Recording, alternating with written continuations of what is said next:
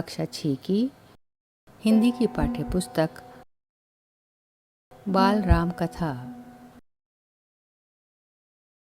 छठा पाठ। दंडक वन में 10 वर्ष।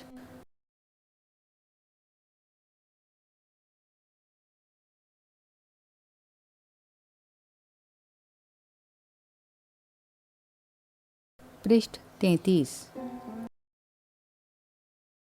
भरत अयोध्या लौट चुके थे।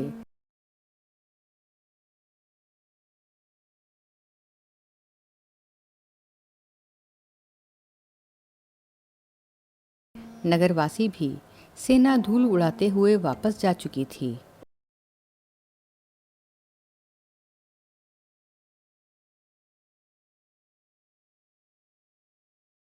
कोलाहल थम गया था।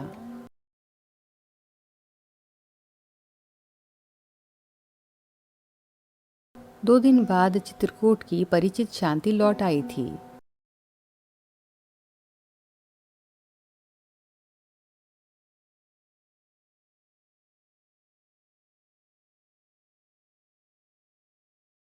पक्षियों की चहचहाहट फिर सुनाई पड़ने लगी थी। हिरण कुलाचे भरते हुए बाहर निकल आए थे।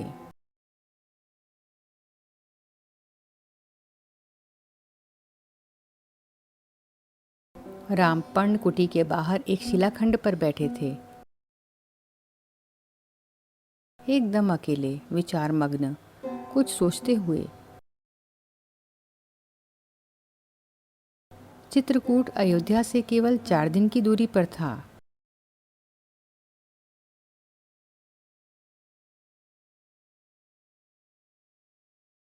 लोगों का आना जाना लगा रहता।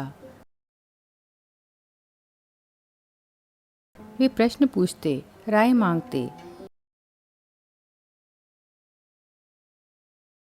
यह राजकाज में हस्तक्षेप की तरह होता। चित्रकूट सुंदर सुरम्य था,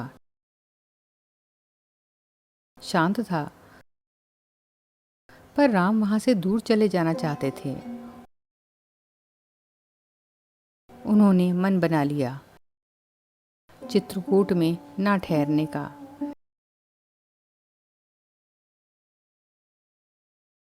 इसका एक कारण और था। वहां रहकर तपस्या करने वाले ऋषि मुनियों का निर्णय।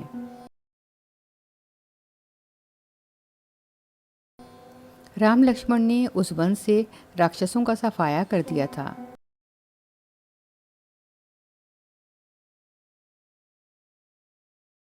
अब तपस्या में कोई बाधा नहीं थी।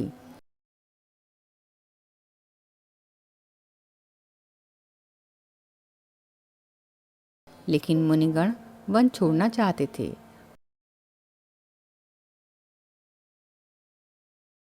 कुछ राक्षस मायावी थे, जब तब आ धमकते थे, यज्ञ में बाधा डालते थे।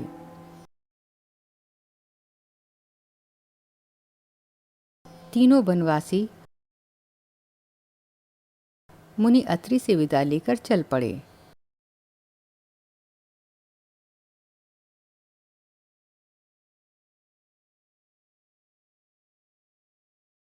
दंडक वन की ओर।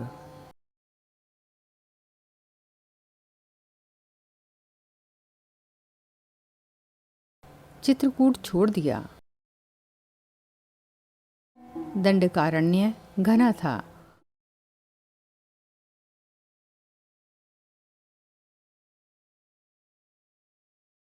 पशु पक्षियों और वनस्पतियों से परिपूर्ण।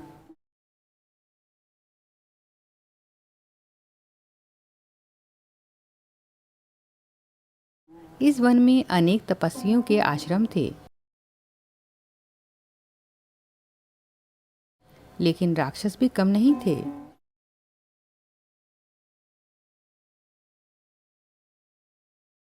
वे ऋषि मुनियों को कष्ट देते थे।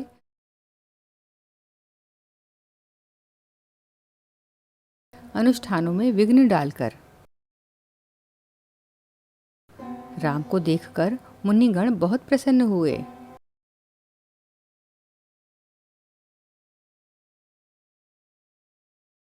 मुनियों ने राम का स्वागत करते हुए कहा,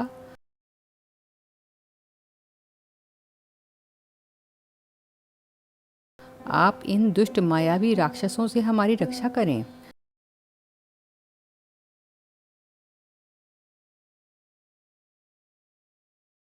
आश्रमों को अपवित्र होने से बचाएं।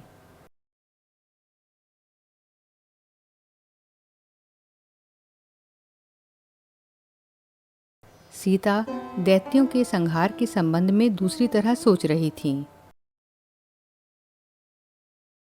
वे चाहती थी कि राम अकारण राक्षसों का वध ना करें, उन्हें ना मारें।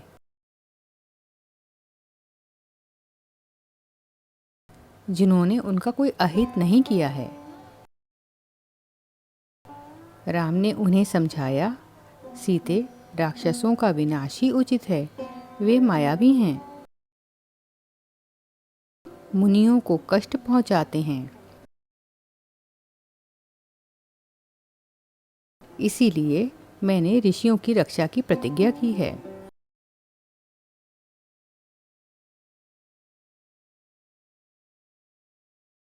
पृष्ठ 34। यहाँ पर एक चित्र दिया गया है। पृष्ठ 35। राम, लक्ष्मण और सीता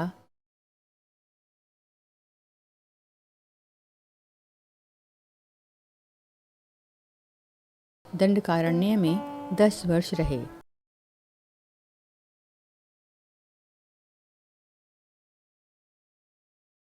स्थान और आश्रम बदलते हुए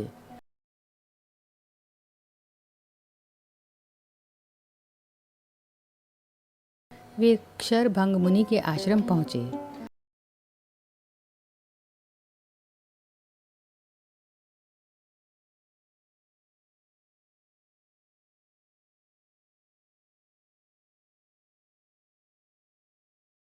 आश्रम में बहुत कम तपस्वी बचे थे।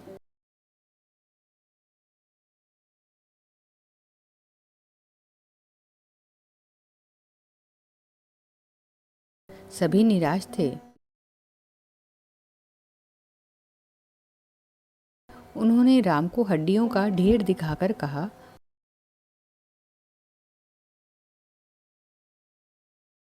राजकुमार, ये ऋषियों के कंकाल हैं, जिन्हें राक्षसों ने मार डाला है। अब यहाँ रहना असंभव है।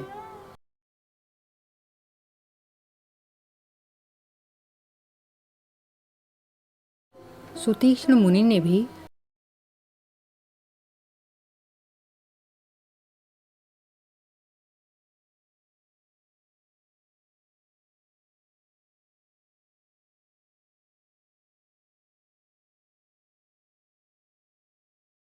राम को राक्षसों के अत्याचार की कहानी सुनाई।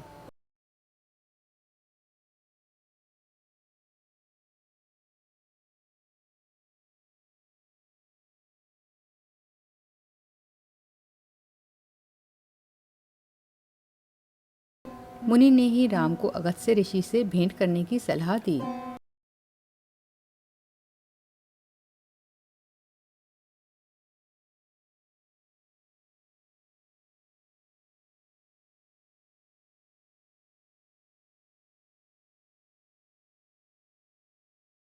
विंध्याचल पार करने वाले वे पहले ऋषि थे।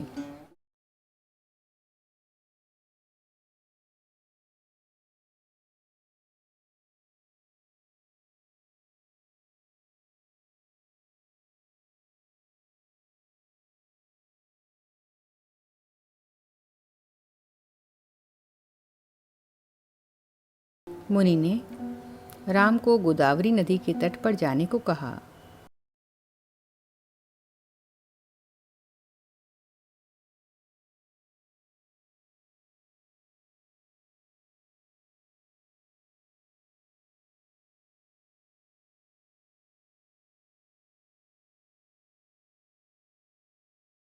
उस स्थान का नाम पंचवटी था।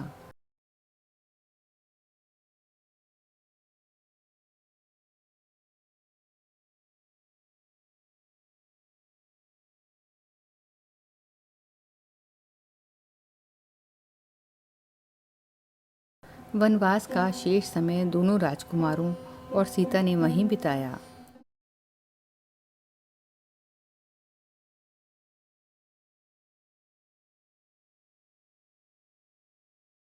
पंचवटी के मार्ग में राम को एक विशालकाय गिद्ध मिला। जटायु।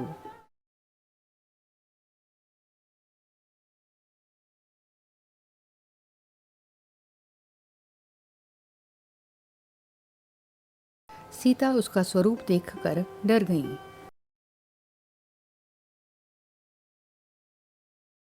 लक्ष्मण ने उसे मायावी राक्षस समझा। वे धनुष उठा ही रहे थे कि जटायु ने कहा, हे राजन, मुझसे डरो मत, मैं तुम्हारे पिता का मित्र हूं।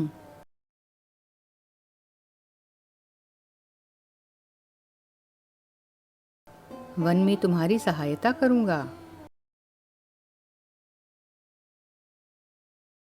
आप दोनों बाहर जाएंगे तो सीता की रक्षा करूंगा।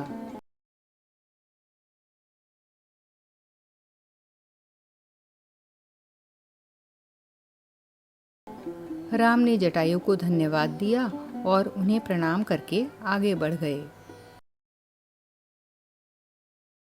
पंचवटी में लक्ष्मण ने बहुत सुंदर कुटिया बनाई।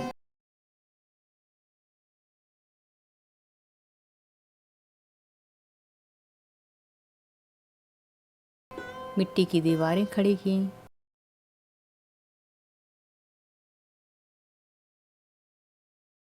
बांस के खंभे लगाए।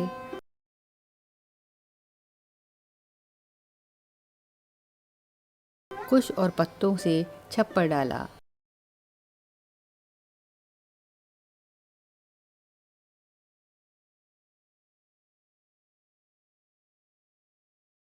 कुटिया ने उस मनोरम पंचवटी को और सुंदर बना दिया। कुटी के आसपास पुष्पलताएं थीं।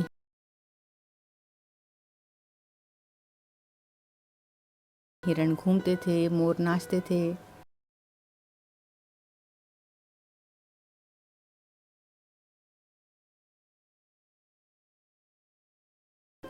इस बीच राम राक्षसों का निरंतर संहार करते रहे।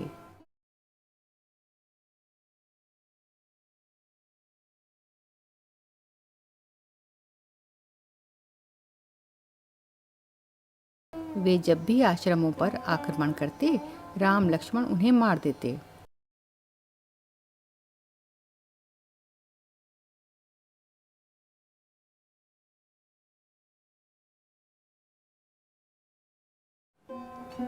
उन्होंने सीता को पकड़ लेने वाले राक्षस विराध को मारा।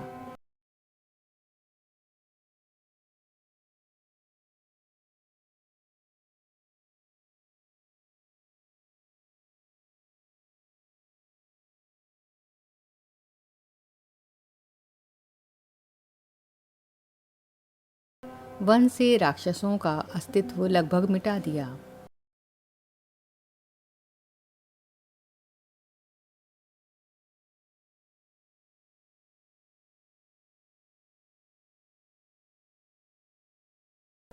तपस्वी शांति से तप करने लगे।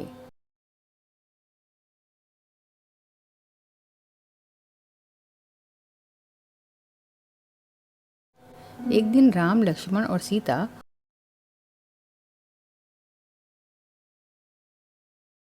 कुटी के बाहर बैठे हुए थे।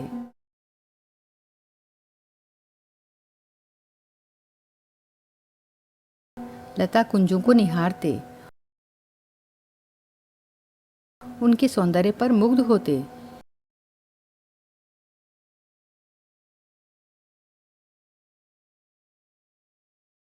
तभी लंका के राजा रावण की बहन शूर्पणखा वहां आई।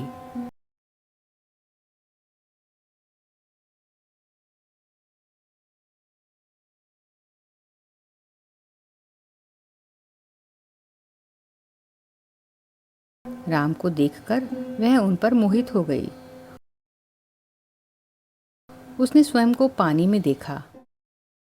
विकृत चेहरा, मुंह पर झुर्रियां। वह बूढ़ी थी, पर राम के मुंह में आसक्त।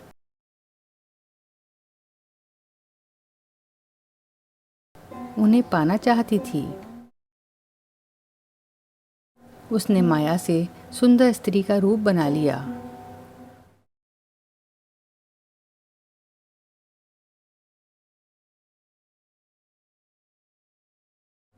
शूर्पणखा राम के पास आई, उनसे बोली, हे रूपराज, मैं तुम्हें नहीं जानती, पर तुमसे विवाह करना चाहती हूँ। तुम मेरी इच्छा पूरी करो, मुझे अपनी पत्नी स्वीकार करो। पृष्ठ 36। यहाँ पर एक चित्र दिया गया है। पृष्ठ 37। राम ने मुस्कुराकर लक्ष्मण की ओर देखा, अपना परिचय दिया। सीता की ओर संकेत करते हुए कहा, ये मेरी पत्नी है, मेरा विवाह हो चुका है। राम शूर्पणखा को पहचान गए थे, फिर भी उन्होंने उसका परिचय पूछा। शूर्पणखा ने झूठ नहीं बोला, सच सच बताया कि वह रावण और कुंभकर्ण की बहन है।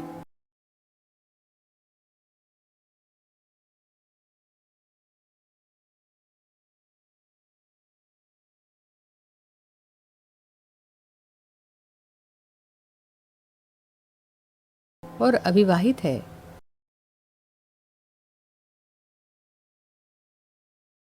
राम के मना करने के बाद वह लक्ष्मण के पास गई।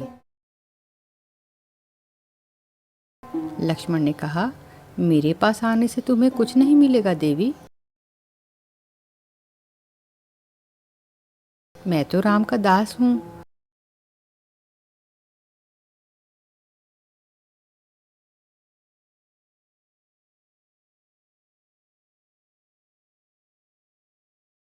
मुझसे विवाह करके तुम दासी बन जाओगी।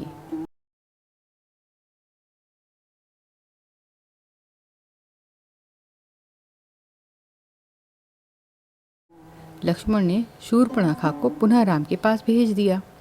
दोनों भाइयों के लिए यह खेल हो गया। शूर्पणखा उनके बीच भागती रही।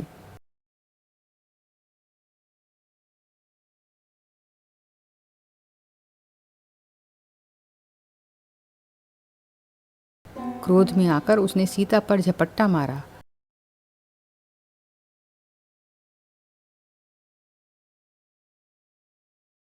सोचा कि राम इसी के कारण विवाह नहीं कर रहे हैं।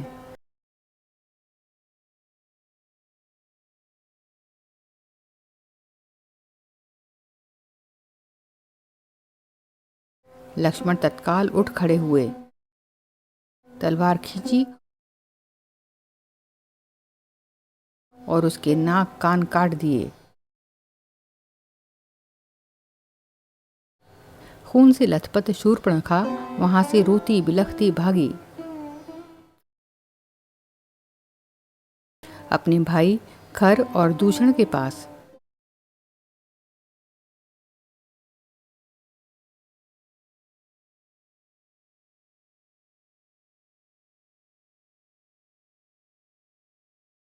वे उसके सौतेले भाई थे।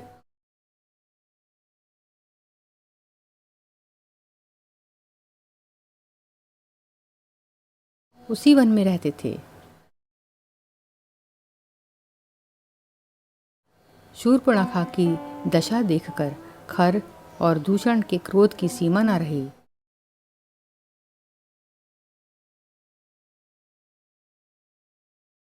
उन्होंने तत्काल 14 राक्षस भेजे।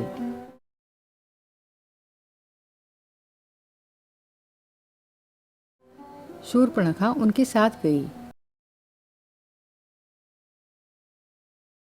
राम जानते थे कि राक्षस बदला लेने अवश्य आएंगे।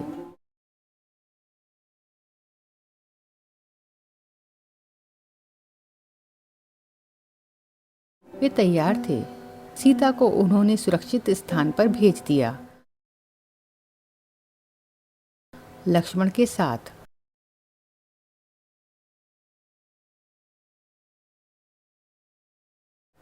राक्षस राम के सामने नहीं टिक सके। देखते ही देखते उन्होंने सबको ढेर कर दिया।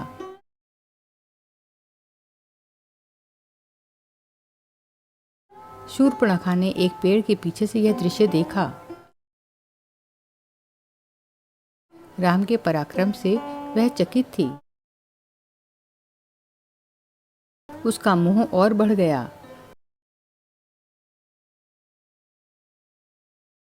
साथ ही क्रोध भी बढ़ा। वह फुफकारती हुई खरदूषण के पास लौटी।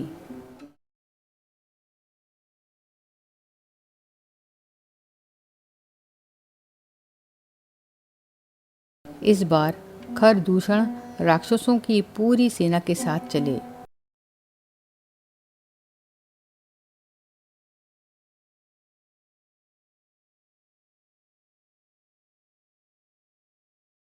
खर ने देखा कि आसमान काला पड़ गया। घोड़े स्वयं धरती पर गिरकर मर गए।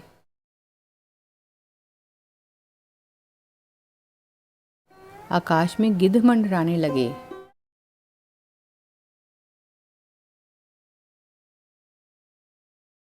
ये अमंगल के संकेत थे। पर वह रुका नहीं, आगे बढ़ता गया। घमासान युद्ध हुआ। अंत में विजय राम की हुई।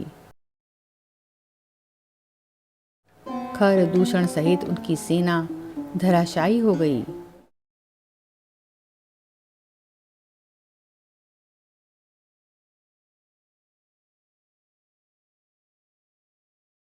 कुछ पिछलग्गू राक्षस बचे।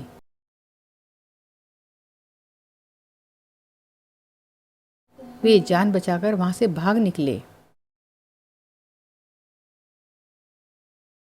भागने वालों में एक राक्षस का नाम अकंपन था।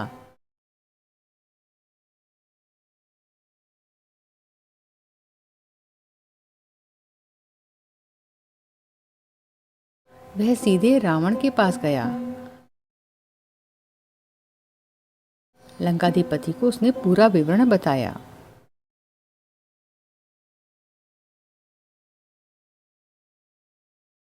पृष्ठ 38। यहाँ पर एक चित्र दिया गया है। पृष्ठ 39। अकंपन ने बताया, राम कुशल योद्धा हैं। उनके पास विलक्षण शक्तियां हैं। उन्हें कोई नहीं मार सकता।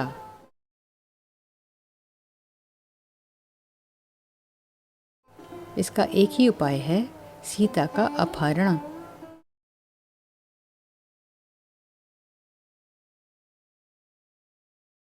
इससे उनके प्राण स्वयं ही निकल जाएंगे। रावण सीता हरण के लिए तैयार हो गया।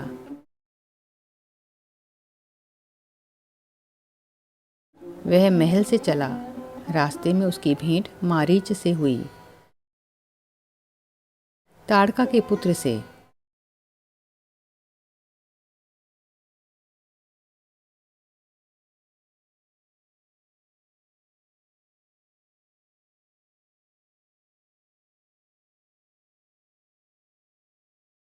ताड़का का वध राम ने पहले ही कर दिया था।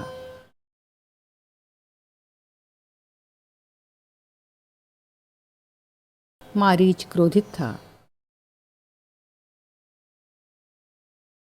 पर राम की शक्ति से परिचित था।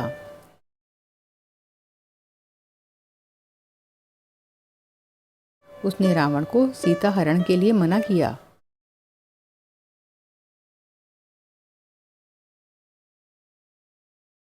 समझाया, कहा, ऐसा करना विनाश को आमंत्रण देना है।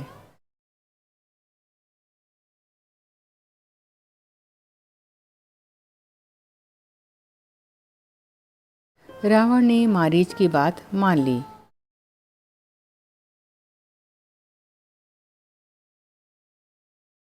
चुपचाप लंका लौट गया। थोड़ी ही देर में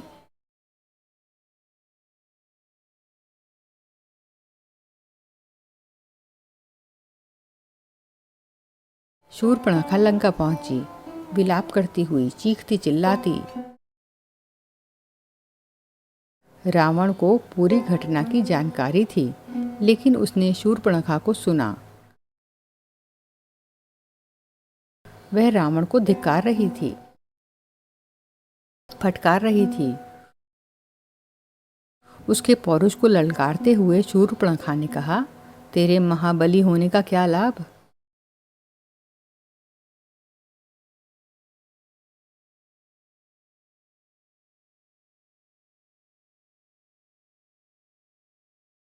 तेरे रहते मेरी यह दुर्गति।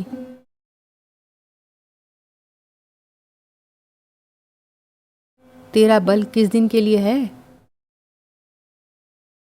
तू किसी को मुंह दिखाने लायक नहीं रह गया है।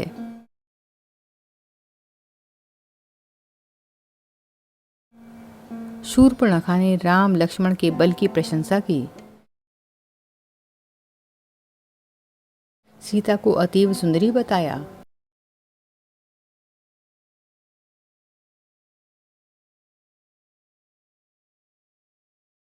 कहा कि उसे लंका के राजमहल में होना चाहिए। शूर्पणखा बोली, मैं सीता को तुम्हारे लिए लाना चाहती हूँ। मैंने उन्हें बताया कि मैं रावण की बहन हूँ।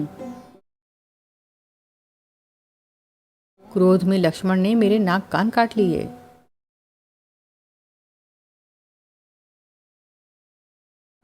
रावण फिर मारीच के पास गया। खरदूषण की मृत्यु से वह कुछ घबराया हुआ था।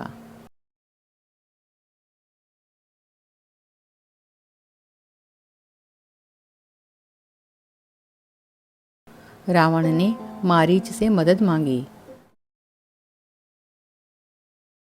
मारीच चाहता था कि रावण सीता हरण का विचार छोड़ दे।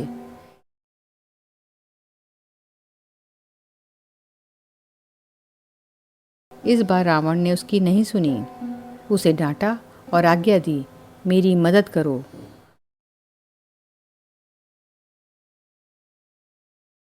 मारीच जानता था कि दोबारा राम के सामने पड़ने पर वह मारा जाएगा।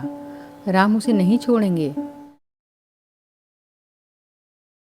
रावण मारीच के मन की बात भांप गया। उसने क्रोध में भरकर कहा, वहां जाने पर हो सकता है राम तुम्हें मार दें,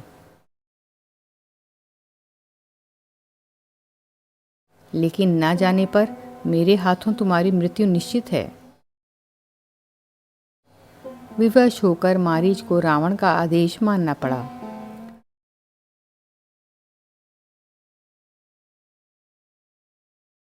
रथ पर बैठकर रावण और मारीच पंचवटी पहुंचे।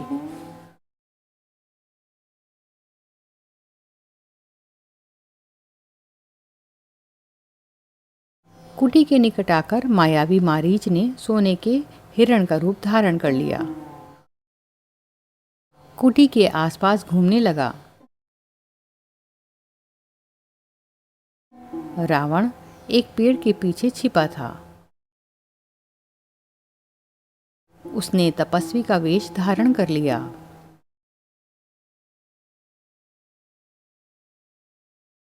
पृष्ठ 40। सीता उस समय हिरण पर मुग्ध हो गईं।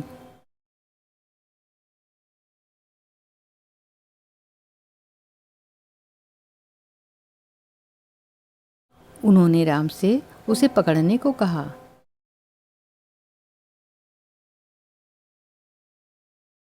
राम को हिरण पर संदेह था। वन में सोने का हिरण।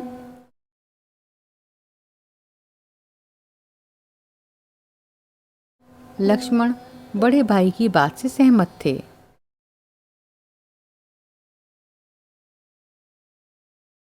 पर सीता के आग्रह के आगे उनकी एक न चली। सीता की प्रसन्नता के लिए राम हिरण के पीछे चले गए। उन्होंने सोचा, वन में इतने समय के प्रवास के दौरान सीता ने कभी कुछ नहीं मांगा। उनकी यह इच्छा अवश्य पूरी करनी चाहिए। कुटी से निकलते समय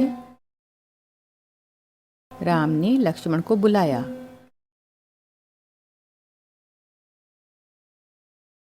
सीता की रक्षा करने का आदेश दिया। कहा, मेरे लौटने तक तुम उन्हें अकेला मत छोड़ना। लक्ष्मण ने सिर झुकाकर उनकी आज्ञा स्वीकार कर ली। सीता कुटी में थीं।